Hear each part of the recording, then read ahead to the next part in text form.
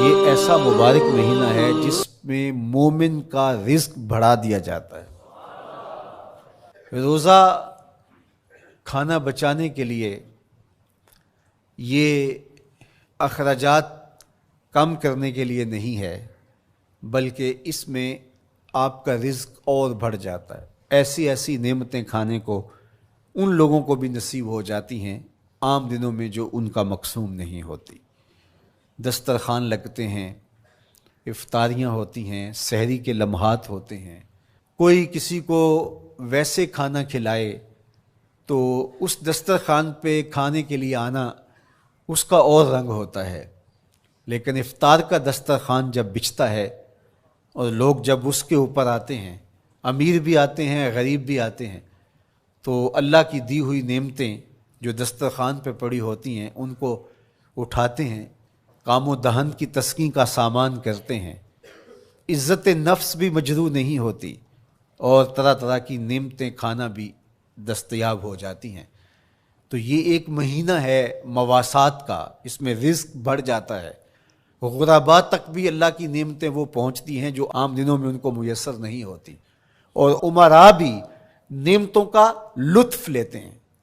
نعمتوں کا مزہ انہیں آتا ہے، اس لیے کہ بھوک کاٹنے کے بعد جب ان کو نعمت میسر آتی ہے تو پھر انہیں احساس ہوتا ہے۔ جو شخص ہر وقت سیراب رہتا ہے تو اس کو کیا پتا کہ شدید بھوک کے بعد کھانے کا لطف کیا ہوتا ہے۔ سخت پیاس کے بعد میٹھا اور ٹھنڈا مشروب جب رگوں کو تر کرتے ہوئے معدے تک پہنچتا ہے تو اس کی تراوت، اس کی ٹھنڈک، اس کی لذت، اس کا کیف و سرور، اس کی عذوبت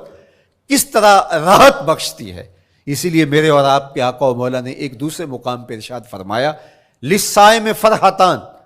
فرحۃ عند فطرہ و فرحۃ عند لقاء ربہ۔ روزے دار کے لیے دو خوشیاں ہیں،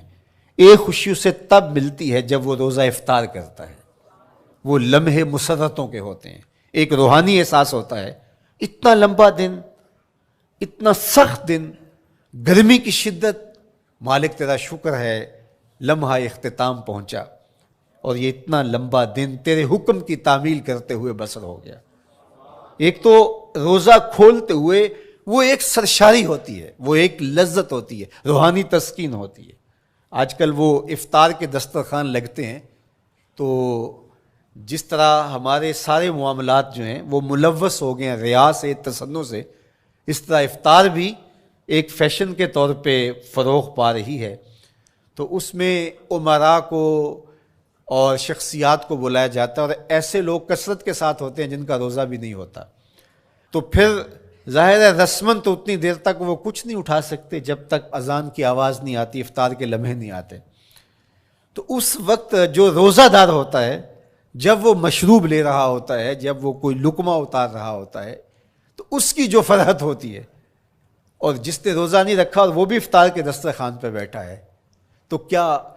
اس کو کوئی روحانی حظ، کوئی سرور، افطار کے لمحوں کا کوئی لطف مل سکتا ہے؟ وہ بیچارہ کتنا بے چین ہوتا ہوگا کہ یہ شخص ہے کمزور ہے، سارا دن مزدوری کر کے آیا ہے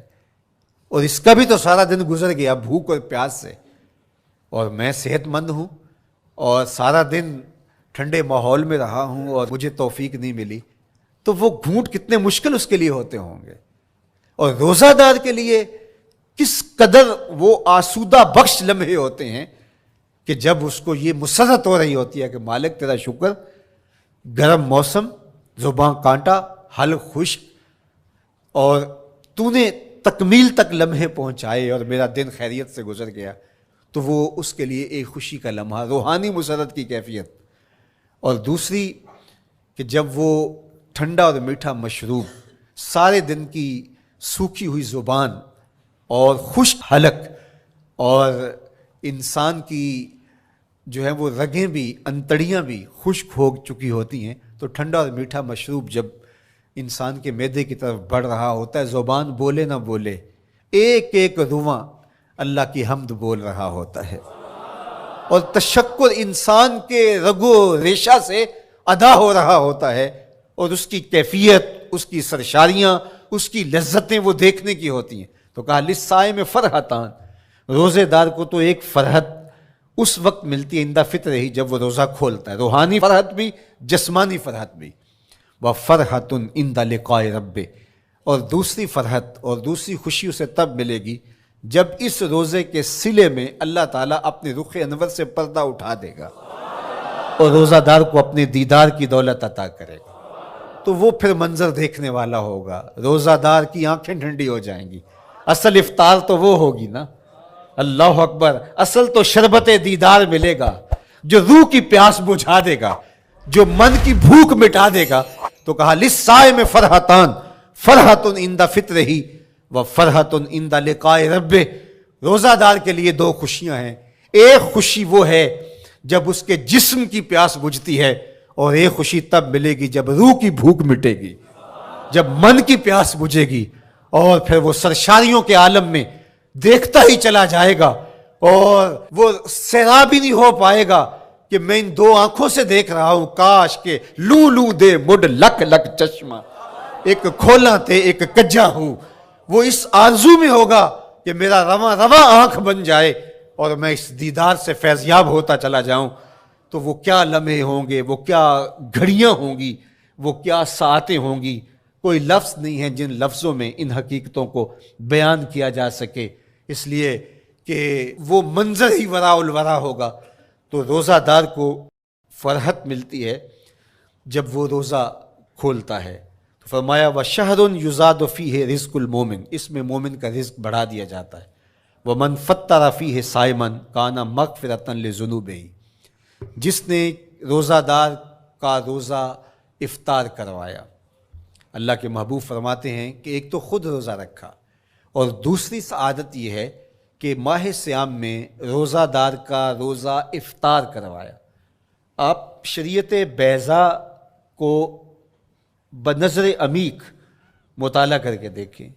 ماہ صیام میں بہت زیادہ اس بات پہ زور دیا گیا ہے کہ روزہ افطار کرواؤ۔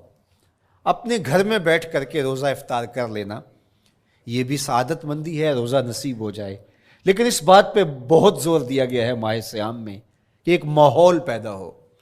لوگوں کو افطار کروائیں تاکہ تمام لوگوں تک اللہ تعالیٰ کی نعمتیں پہنچیں، اور لوگوں تک جو ہے وہ رمضان المبارک کی برکتیں پہنچیں۔ تو ارشاد فرمایا وَمَنْ فَطَّرَ فِيهِ صَائِمًا، جس نے روزے دار کا روزہ افطار کروایا،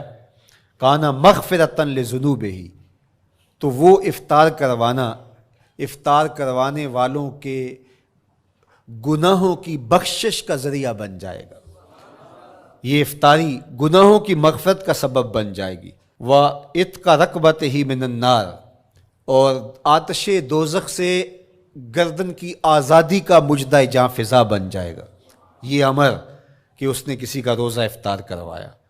وَقَانَ لَهُ مِثْلُ أَجْرِهِ مِنْ غَيْرِ أَنْ يَنْقُصَ مِنْ أَجْرِهِ شَيْءٌ، اور روزہ افطار کروانے والے کو روزہ رکھنے والے جتنا اجر ہی دیا جائے گا، لیکن روزہ رکھنے والے کے اجر میں بھی کوئی کمی نہیں واقع ہوگی۔ جتنا اس نے سارے دن کی بھوک اور پیاس کاٹ کر کے تکلیف اٹھا کر کے روزہ رکھا، جس نے شام کو اس کو افطار کر دیا اتنا ہی ثواب اس کو عطا کر دیا جائے گا، اس کا اجر کم کیے بغیر۔ اللہ اکبر، یہ امت کے لیے اللہ نے کیا پیکج دیا ہے، کیا کرم نوازیاں ہیں اس امت کے لیے۔ آقا کریم نے ارشاد فرمایا ایک شخص صبح سے لے کے ظہر تک مزدوری کرتا ہے، اس کو ایک قیراط دیا جاتا ہے،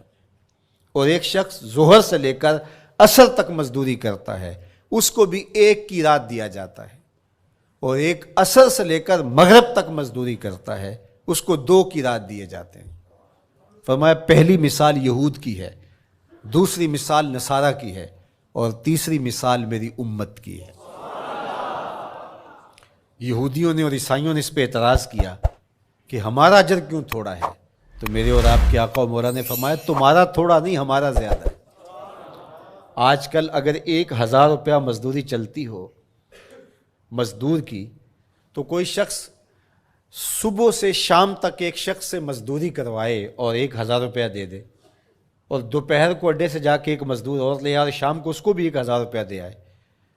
اور ایک شخص کو عصر کے وقت لائے اس کو 2000 روپیہ دے دے، تو 1000 والا کہے کہ میرے سے زیادتی ہوئی ہے، تو اس سے زیادتی تو نہیں ہوئی، اسے تو پوری مزدوری دی گئی ہے، اب اس پہ مہربانی ہوئی ہے، اس پہ رحمت ہوئی ہے۔ تو کہا یہود اور نصارہ کی یہ مثال ہے، ایک صبح سے ظہر تک مزدوری کرے اس کو 1 قیراط، ایک ظہر سے عصر تک مزدوری کرے اس کو بھی 1 قیراط، اور تیسرا بہت تھوڑا وقت عصر سے مغرب تک مزدوری کرے اس کو 2 قیراط۔ کہا یہ امت محمدیہ علی صاحب الصلوات کو دیا گیا نور ہے۔ تو ایک شخص نے سویر سے لے کر شام تک روزہ رکھا، بھوک کاٹی، پیاس کاٹی، سخت شدت کی گرمی سہی، اور ایک شخص نے شام کے وقت اس کو روزہ افطار کروا دیا۔